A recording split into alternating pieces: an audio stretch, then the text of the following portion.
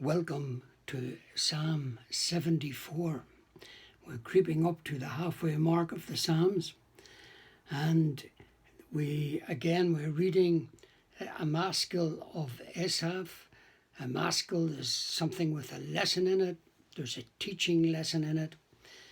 And the context of the psalm is great tragedy has befallen Israel in that the temple has been desecrated. The sanctuary has been entered by the ungodly and set on fire and destroyed. And Asaph is wondering why is God allowing this, and why is God not acting? So there are three prayers in the psalm.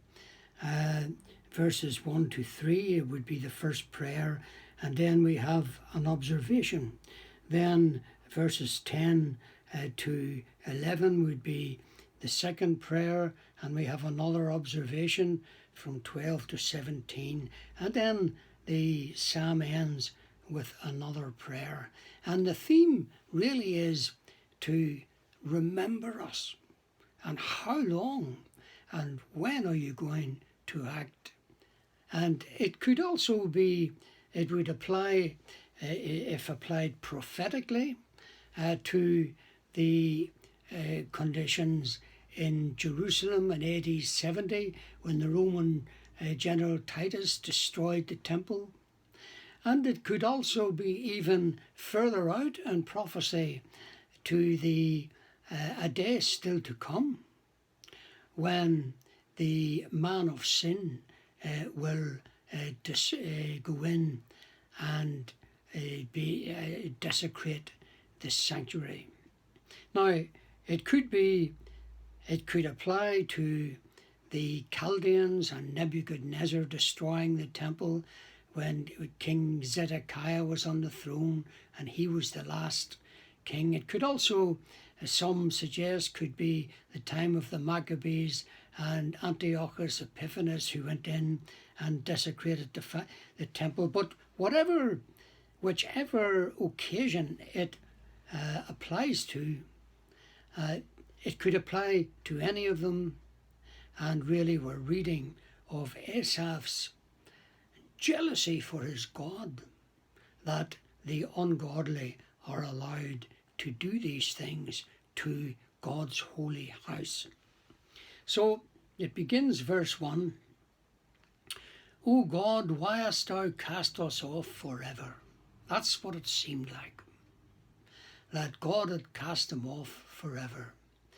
Why doth thine anger smoke against the sheep of thy pasture?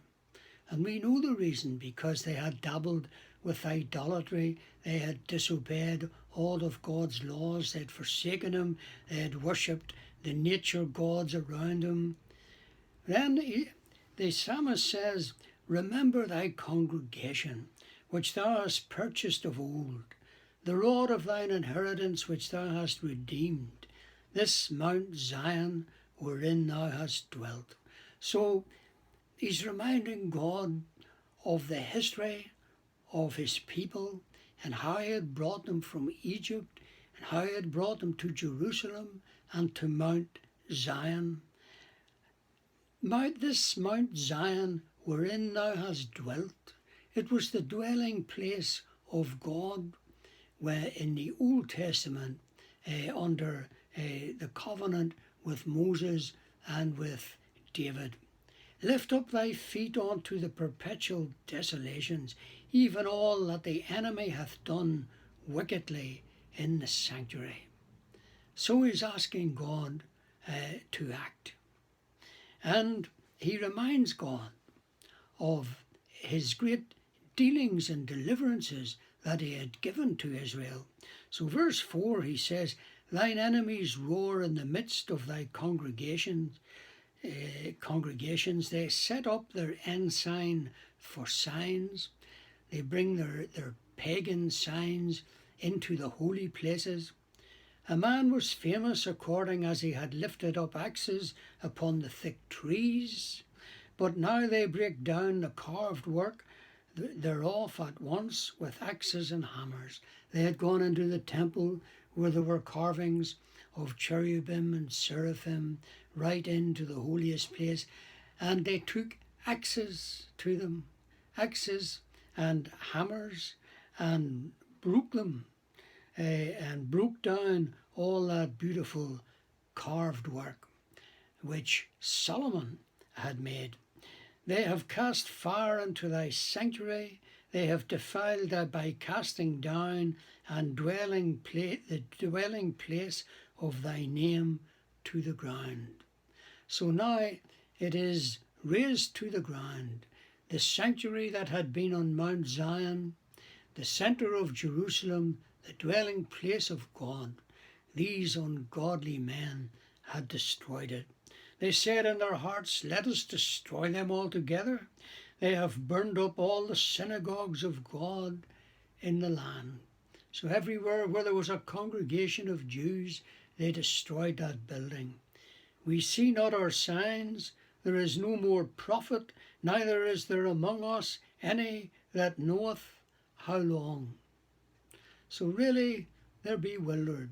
There's a godly remnant left, and they're wondering, how long will it take God to act? So he begins to make his request again. He prays again in verse 10.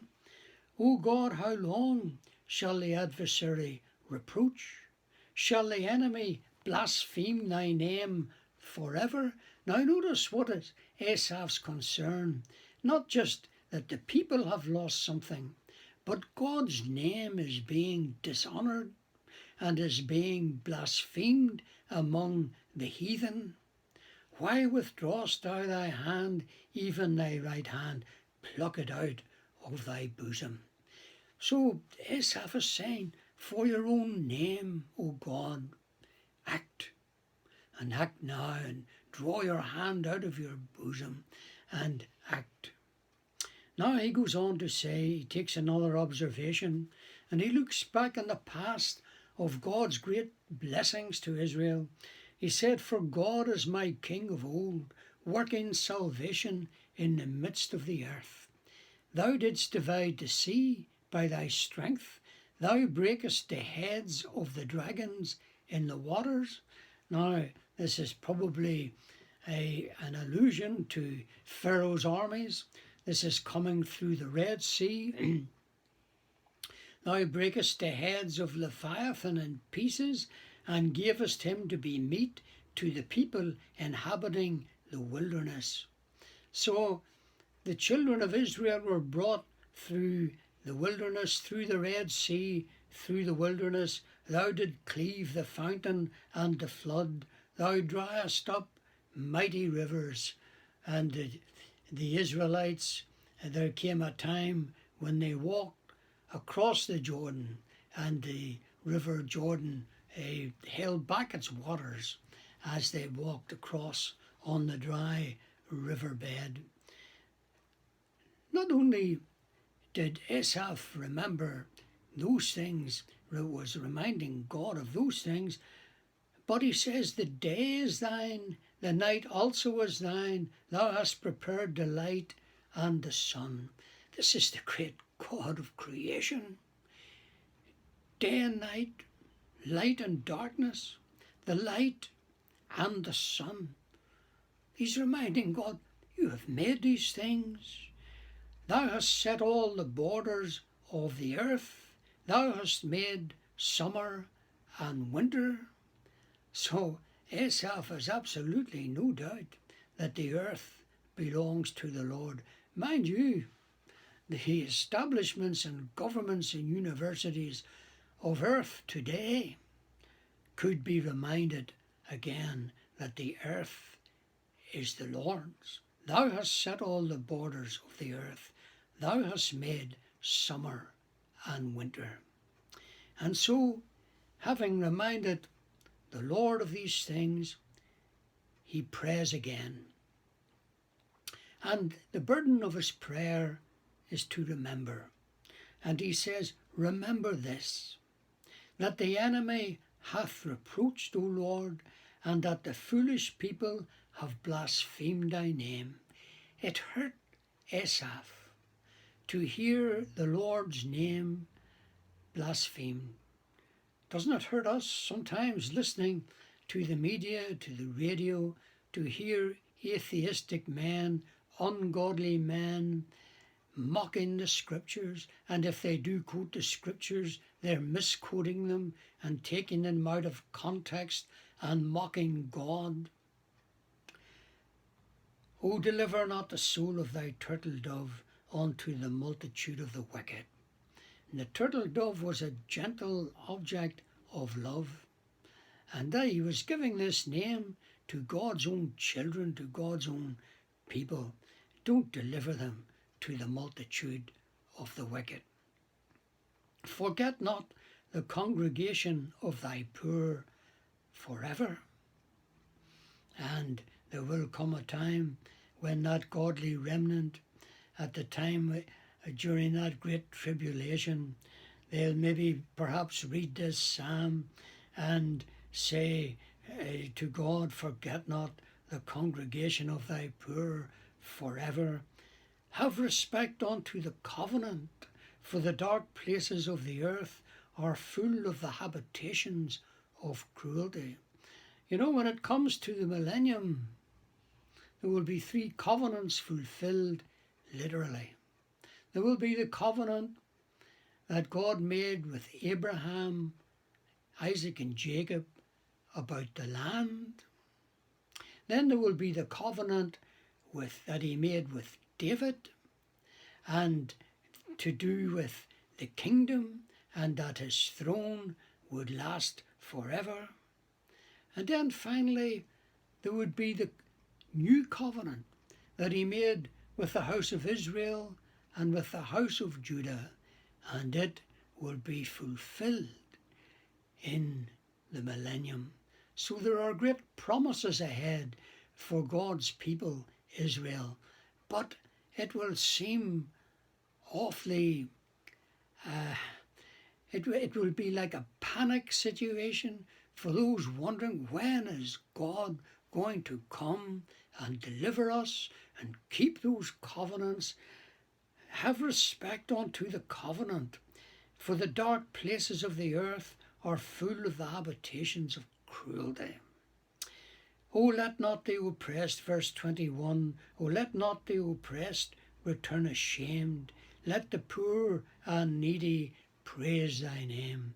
Asaph knows that the victory will belong to the Lord. He's no doubt about it. He's just wondering, how long will it be? And if you have any doubts and you're wondering, how long have we to live in these circumstances? Perhaps your home life is a problem. Perhaps your health is a problem. You could have many, and there could be someone listening to this and they're being persecuted for their faith. And the question that arises in one's heart is, how long will the Lord allow this to go on? But know this for certain, he will act. Arise, O God, plead thine own cause. Remember how the foolish man reproacheth thee daily. Forget not the voice of thine enemies. The tumult of those that rise up against thee increaseth continually. But there will come a time when the Lord will come back, and every eye shall see him, and they that pierced him shall wail on account of him, and the Son of Man will come back in the clouds of glory and power to earth and deliver his people Israel. And in your own personal Christian life, you might be asking the Lord, how long will I wait for an answer to that prayer or for some relief in that situation? Make no mistake, the Lord has a plan. He has a purpose. He hasn't cast you off. He hasn't forgotten. He will act in his time. so be strong in the Lord. God bless our thoughts on Psalm 74.